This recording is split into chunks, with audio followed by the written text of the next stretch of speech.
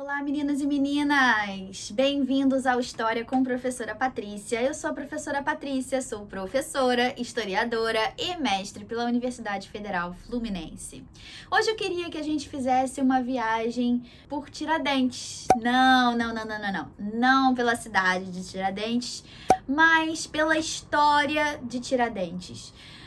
Também não é sobre a história de Tiradentes, é sobre como Tiradentes virou um ídolo da República.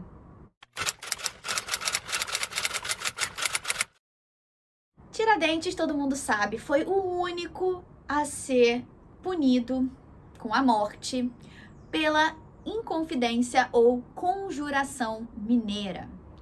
Por que isso aconteceu?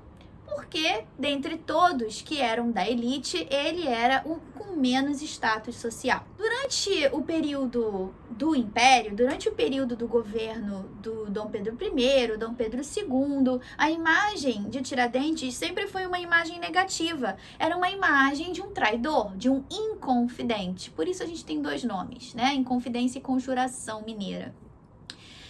Então a imagem dele não era legal. Ele não era bem visto, nem era muito falado, não. Então, como é que nós conhecemos Tiradentes? Por que nós conhecemos Tiradentes?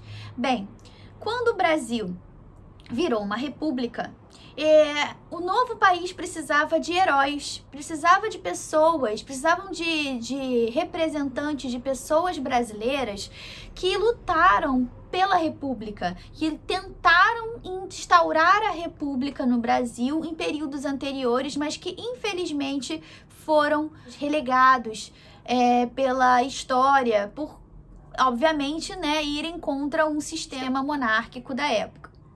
Pois bem, então Tiradentes apareceu como um grande mártir, uma pessoa que morreu pela República, porque esse era um dos objetivos da Inconfidência Mineira, da Conjuração Mineira, né? Transformar a capitania de Minas Gerais em um país independente que seria uma república, inspirados, no que aconteceu nos Estados Unidos, inspirados no que estava acontecendo aqui nos países das Américas, que eram as antigas colônias da Espanha, né? Então, eles tentaram usar o Tiradentes como essa pessoa, esse mártir que lutou pela República aqui no Brasil muito antes, de 1889, quando o golpe foi dado, tirando Dom Pedro II do poder e a sua família aqui do Brasil. Mas não tínhamos imagens de Tiradentes, tínhamos algumas descrições e em nenhum momento havia interesse dessas pessoas em utilizar de fato a imagem real de Tiradentes. Isso não era o importante era criar um símbolo. Por isso, vocês vão ver aqui do lado vários quadros de Tiradentes. E se vocês prestarem atenção nesses quadros que eu estou mostrando aqui do lado, todos esses quadros, ele aparece como um homem branco, com barbas longas, cabelos longos, representando, se você olhar, todas as imagens que nós estamos vendo agora, todas elas têm essa impressão, elas lembram a gente, assim, na nossa cabeça, a gente fica, esse cara aí me lembra alguém. E realmente ele lembra alguém, esse era o objetivo, é para lembrar Jesus Cristo. Jesus Cristo no seu momento de martírio, com cabelo. E a imagem que nós temos de Jesus Cristo, que também é uma imagem ocidentalizada, europeizada, desse homem branco, que provavelmente Jesus não era branco, cabelão e barba. Nós sabemos com certeza que essa não era a imagem que Tiradentes tinha quando foi para a forca, porque não se deixava, homens com cabelo longo para fazer, geralmente eles tinham a sua cabeça raspada. Então, gente, sempre que vocês olharem para essas imagens de Tiradentes, elas são imagens construídas. E isso não é ruim. Isso não é maldade das pessoas que fizeram essas imagens. O artista, ele não está muito preocupado com fidelidade, tá certo? Todos os quadros que são encomendados, eles nessa época, eles tinham objetivos de passar uma mensagem. E a mensagem aqui é que assim como Jesus se martirizou, né, Tiradentes também se martirizou. E ele se sacrificou pela luta da República, que só vai ser alcançada muitos anos após a sua morte. Então, quando você olha para esses quadros, a gente precisa pensar em interesses. Quais os interesses que os artistas que produziram esses quadros tinham ao produzi-los?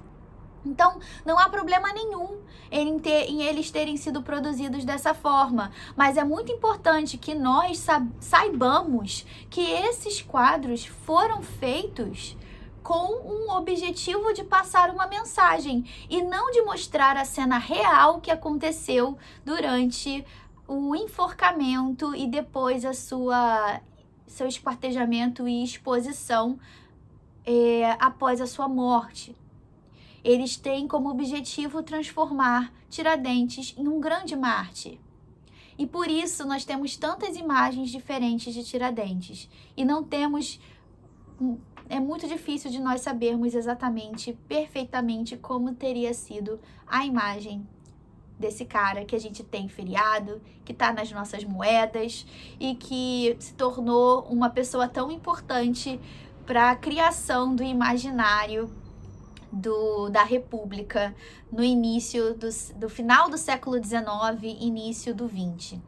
E é isso, gente. Espero que vocês tenham gostado. Espero que tenha sido algo que acrescentou nos seus conhecimentos sobre a história.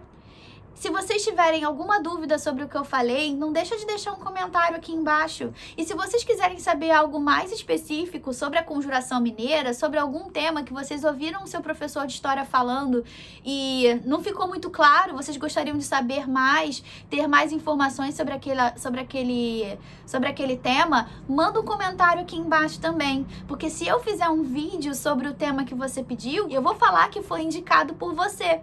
E você vai aparecer aqui no vídeo, tá bom? Então, gente, não deixa de... Se você curtiu, se esse vídeo foi bom pra você de alguma forma, dá um curtir, dá um like aqui pra gente, que isso ajuda ao nosso canal se espalhar e mais pessoas descobrirem sobre esse assunto. Não precisa dar porque eu tô pedindo, só se você gostou mesmo. Se você achou que o conteúdo foi legal, dá um like e ajuda a gente aqui, tá bom? E se você quiser saber mais coisa, não esquece, deixa o comentário aqui embaixo, tá bom? E até o próximo vídeo.